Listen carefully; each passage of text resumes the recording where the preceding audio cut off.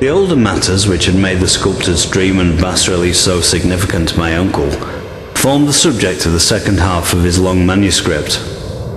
Once before, it appears, Professor Angel had seen the hellish outlines of the nameless monstrosity, puzzled over the unknown hieroglyphics, and heard the ominous syllables which can be rendered only as Cthulhu. And all this in so stirring and horrible a connection that it is small wonder he pursued young Wilcox with queries and demands for data. This earlier experience had come in 1908, 17 years before, when the American Archaeological Society held its annual meeting in St. Louis. Professor Angel, as befitted one of his authority and attainments, had a prominent part in all the deliberations, and was one of the first to be approached by the several outsiders who took advantage of the convocation to offer questions for correct answering and problems for expert solution.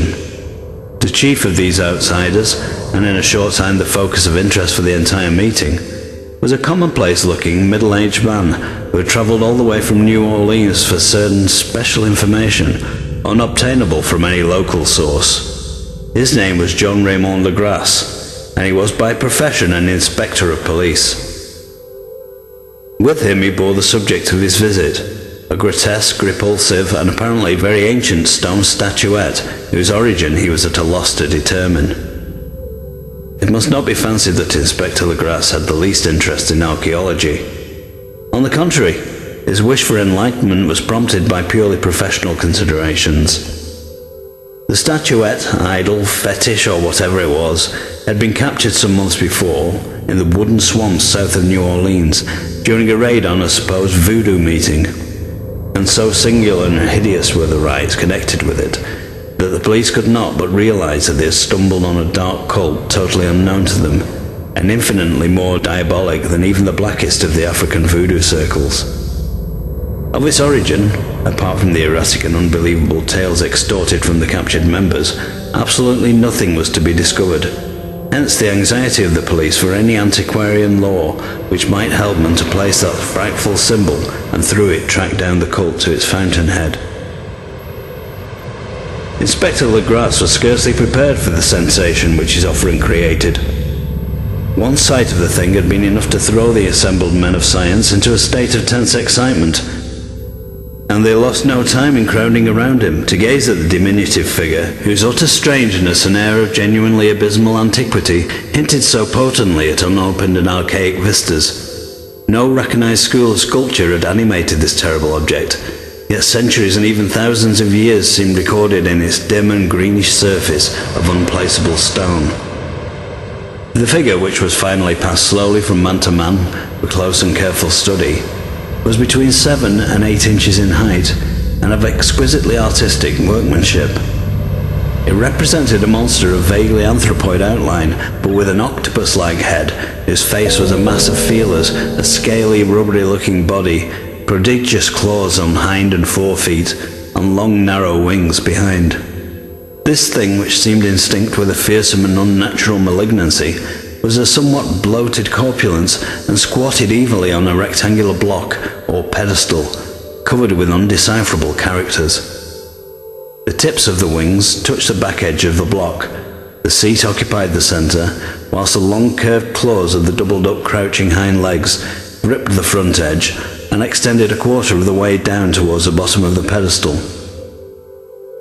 The cephalopod head was bent forward so that the ends of the facial feelers brushed the backs of huge forepaws which clasped the croucher's elevated knees.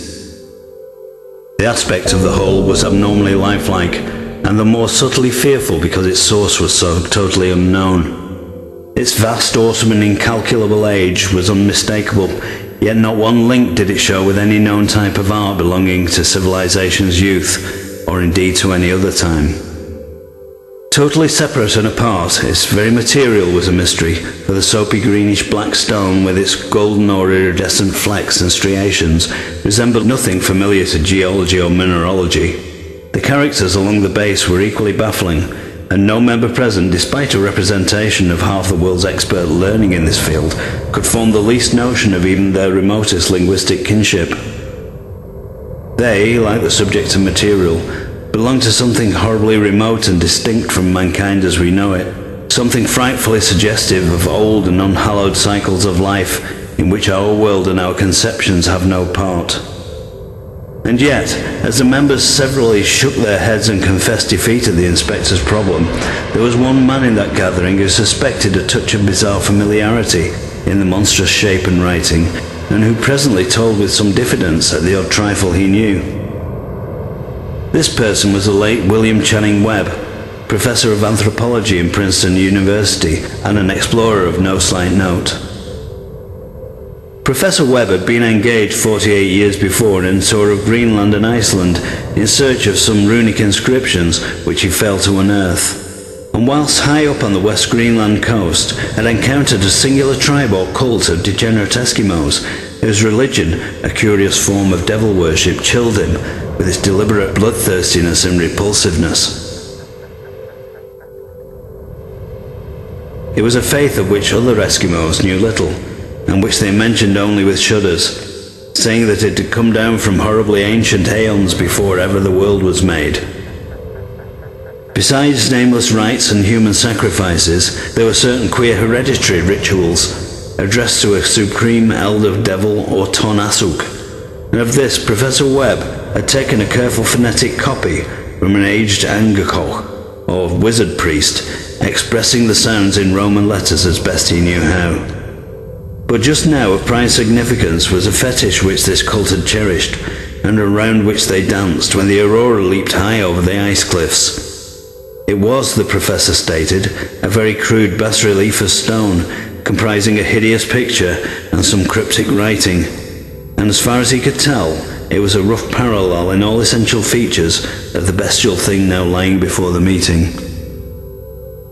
These data, received with suspense and astonishment by the assembled members, proved doubly exciting to Inspector Legrasse, and he began at once to ply his informant with questions.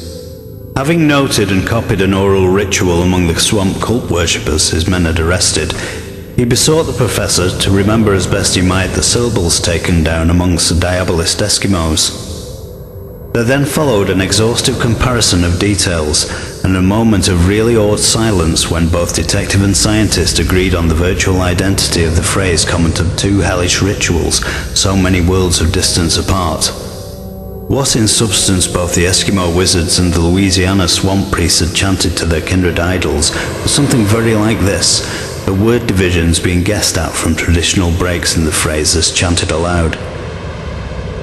Cthulhu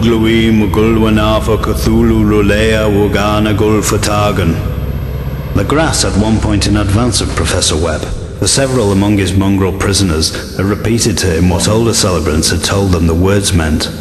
This text, as given, ran something like this: "In his house at Relaya, dead Cthulhu waits dreaming." And now, in response to a general and urgent demand, Inspector Legrasse related as fully as possible his experience with the swamp worshippers, telling a story to which I could see my uncle attach profound significance.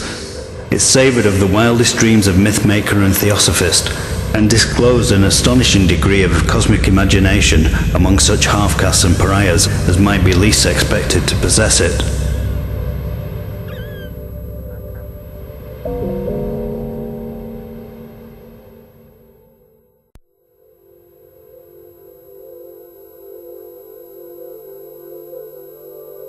On 1st of November 1907, there had come to New Orleans police a frantic summons from the swamp and lagoon country to the south. The squatters there, mostly primitive but good-natured descendants of Lafitte's men, were in the grip of stark terror from an unknown thing that had stolen upon them in the night. It was voodoo apparently, but voodoo of a more terrible sort than they had ever known, and some of their women and children had disappeared since the malevolent tom-tom had begun its incessant beating far within the black-haunted woods where no dweller ventured. There were insane shouts and harrowing screams, soul-chilling chants and dancing devil flames, and the frightened messenger added that people could stand it no more. So a body of 20 police filling 2 carriages and an automobile had set out in the late afternoon with a shivering squatter as a guide. At the end of the passable road they alighted, and for miles splashed on in silence through the terrible cypress woods where day never came. Ugly roots and malignant hanging nooses of Spanish moss beset them, and now and then a pile of dank stones or fragments of a rotting wall intensified by its hint of morbid habitation, a depression which every malformed tree and every fungus islet combined to create. At length the squatter settlement, a miserable huddle of huts, hove in sight, and hysterical dwellers ran out to cluster around the group of bobbing lanterns. The muffled beat of tom-toms was now faintly audible far, far ahead, and a curdling shriek came at infrequent intervals when the wind shifted. A reddish glare too seemed to filter through the pale undergrowth beyond endless avenues of forest night. Reluctant even to be left alone again, each one of the cowed squatters refused point-blank to advance another inch towards the scene of unholy worship. So Inspector Legrasse and his 19 colleagues plunged on unguided into black arcades of horror that none of them had ever trod before.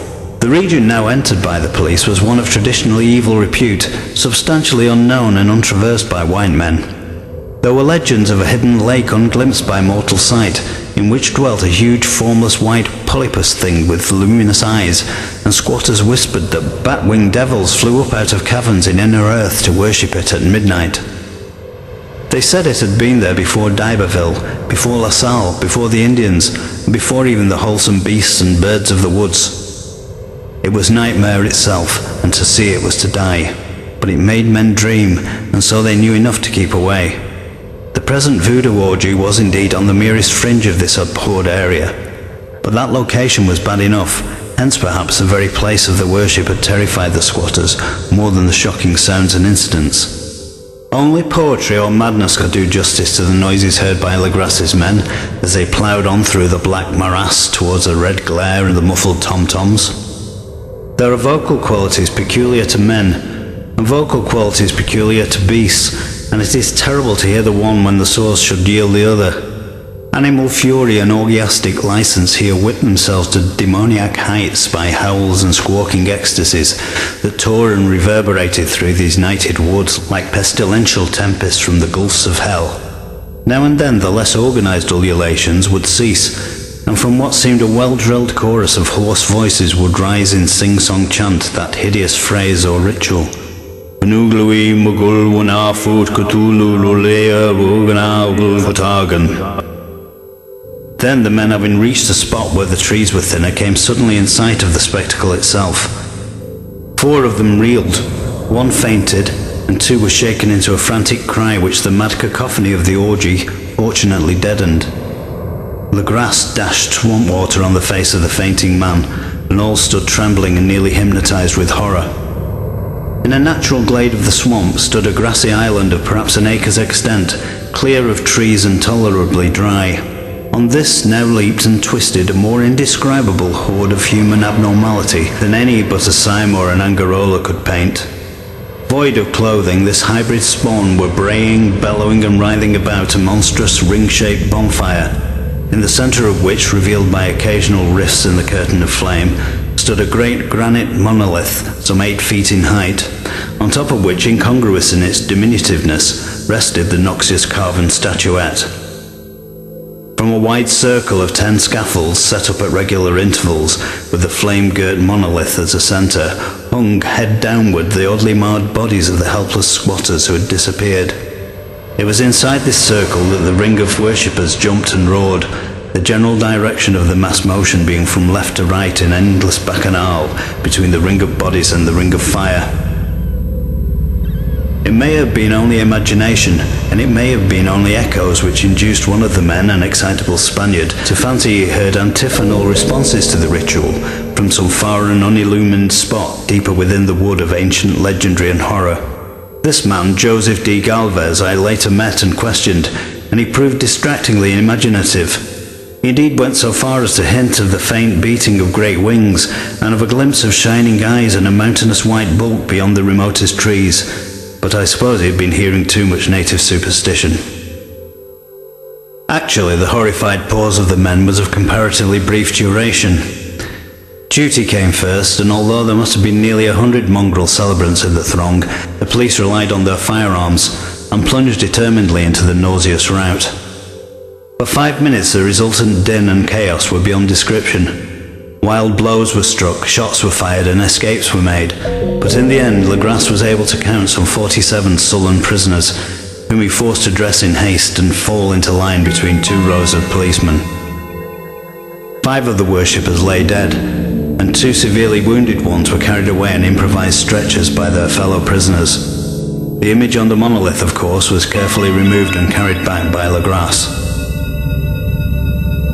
Examined at headquarters after a trip of intense strain and weariness, prisoners all proved to be men of a very low, mixed-blooded and mentally aberrant type.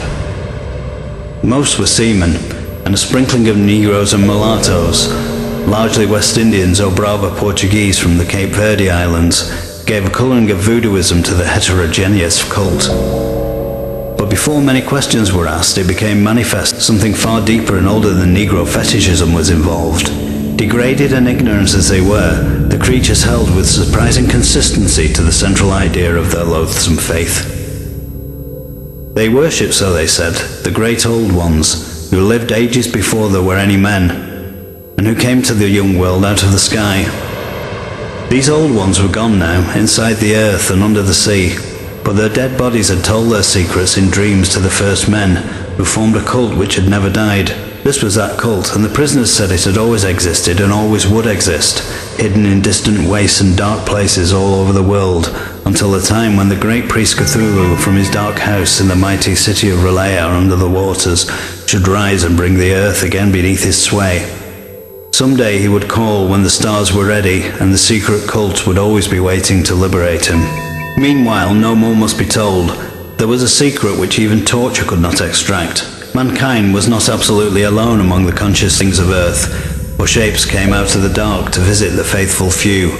But these were not the great old ones. No man had ever seen the old ones. Carven idol was great Cthulhu, but none might say whether or not the others were precisely like him. No one could read the old writing now, but things were told by word of mouth. The chanted ritual was not the secret. That was never spoken aloud, only whispered. Chant meant only this: in his house at Relaya, dead Cthulhu waits dreaming.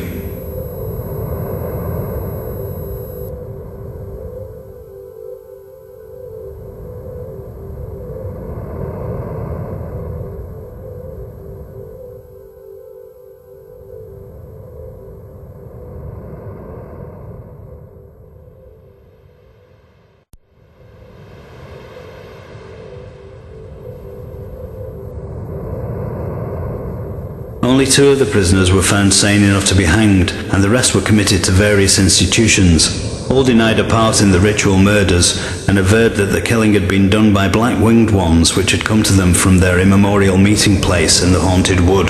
But of those mysterious allies, no coherent account could ever be gained. What the police did extract came mainly from an immensely aged mestizo named Castro, who claimed to have sailed to strange ports and talked with undying leaders of the cult in the mountains of China. Old Castro remembered bits of hideous legend that paled the speculations of theosophists and made man and the world seem recent and transient indeed.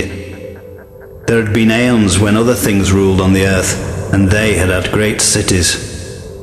Remains of them, he said the deathless Chinaman had told him, were still to be found as cyclopean stones on islands in the Pacific. They all died vast epochs of time before men came, but there were arts which could revive them when the stars had come round again to the right positions in the cycle of eternity. They had indeed come themselves from the stars and brought their images with them. These great old ones, Castro continued, were not composed altogether of flesh and blood. They had shape, or did not this star-fashioned image prove it? But that shape was not made of matter. When the stars were right, they could plunge from world to world through the sky, but when the stars were wrong, they could not live. But although they no longer lived, they would never really die. They all lay in stone houses in their great city of Relaya, preserved by the spells of mighty Cthulhu for a glorious resurrection, when the stars and the earth might once more be ready for them. But at that time, some force from outside must serve to liberate their bodies. The spells that preserved them intact likewise prevented them from making an initial move, and they could only lie awake in the dark and think whilst uncounted millions of years rolled by. They knew all that was occurring in the universe, but their mode of speech was transmitted thought. Even now they talked in their tombs. When after infinities of chaos the first men came, the great old ones spoke to the sensitive among them by moulding their dreams, for only thus could their language reach the fleshy minds of mammals. Then, whispered Castro, those first men formed a cult around small idols which the great ones showed them. Idols brought in dim eras from dark stars. That cult would never die till the stars came right again, and the secret priest would take great Cthulhu from his tomb to revise his subjects and resume his rule of Earth. The time would be easy to know, for then mankind would have become as the great old ones, free and wild and beyond good and evil, with laws and morals thrown aside and all men shouting and killing and reveling in joy. Then the liberated old ones would teach them new ways to shout and kill and revel and enjoy themselves, and all the earth would flame with a holocaust of ecstasy and freedom. Meanwhile, the cult, by appropriate rites, must keep alive the memory of those ancient ways and shadow forth the prophecy of their return. In the elder time, chosen men had talked with the entombed old ones in dreams, but then something had happened. The great stone city Relea, with its monoliths and sepulchres, had sunk beneath the waves, and the deep waters, full of the one primal mystery through which not even thought can pass, had cut off the spectral intercourse. But memory never died, and high priests said the city would rise again when the stars were right. Then came out of the earth the black spirits of earth, mouldy and shadowy, and full of dim rumours picked up in caverns beneath forgotten sea bottoms.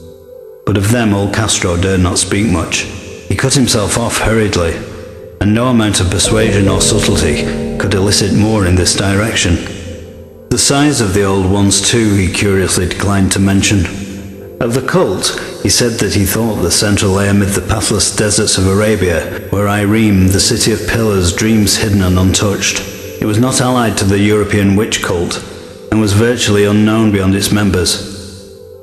No book had ever really hinted of it, though the deathless Chinamen said that there were double meanings in the Necronomicon of the mad Arab Abdul al-Hazred, which the initiated might read as they chose, especially the much-discussed couplet, "That is not dead which can eternal lie, and with strange aeons even death may die." Legrasse, deeply impressed and not a little bewildered, had inquired in vain concerning the historic affiliations of the cult.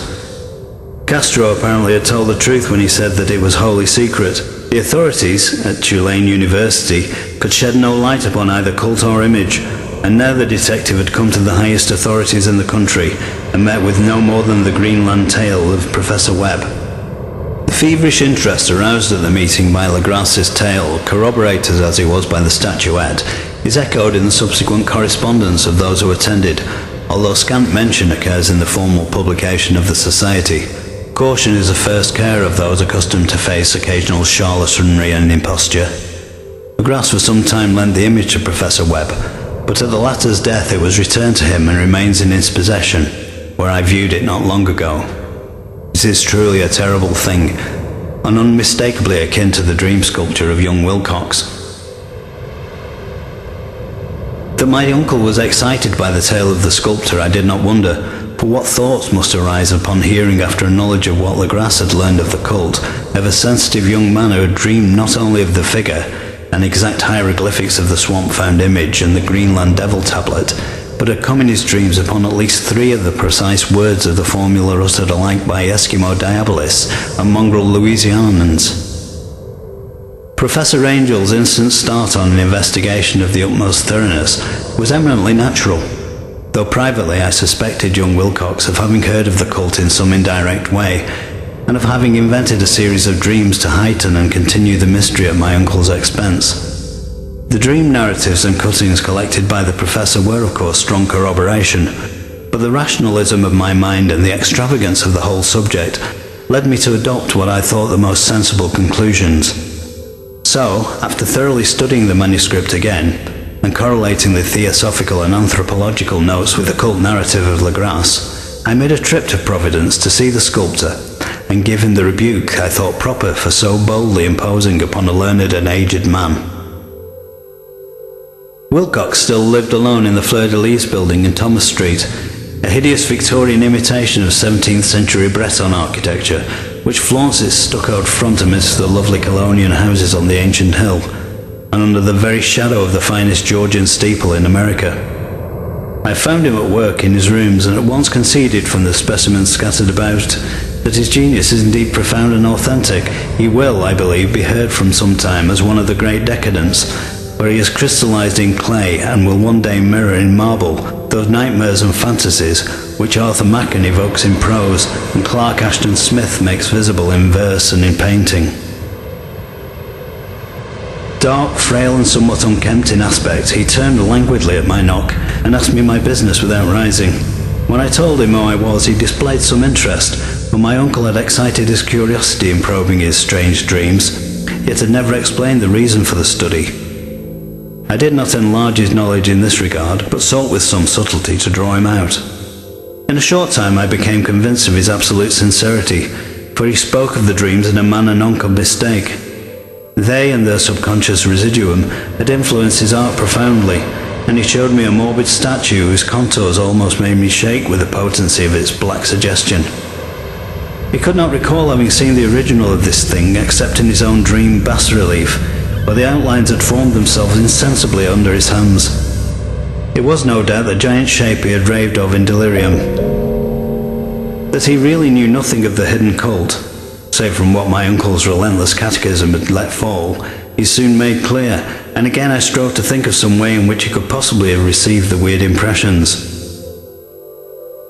He talked of his dreams in a strangely poetic fashion, making me see with terrible vividness the damp cyclopean city of slimy green stone, whose geometry, he oddly said, was all wrong, and hear with frightened expectancy the ceaseless half-mental calling from underground, Cthulhu vertagen, Cthulhu vertagen. These words had formed part of that dread ritual which told of dead Cthulhu's dream vigil in his stone vault at Relaya, and I felt deeply moved despite my rational beliefs. Wilcox, I was sure, had heard of the cult in some casual way, and had soon forgotten it amidst the mass of his equally weird reading and imagining. Later, by virtue of its sheer impressiveness, it had found subconscious expression in dreams, in the bas-relief, and in the terrible statue I now beheld, so that his imposture upon my uncle had been a very innocent one.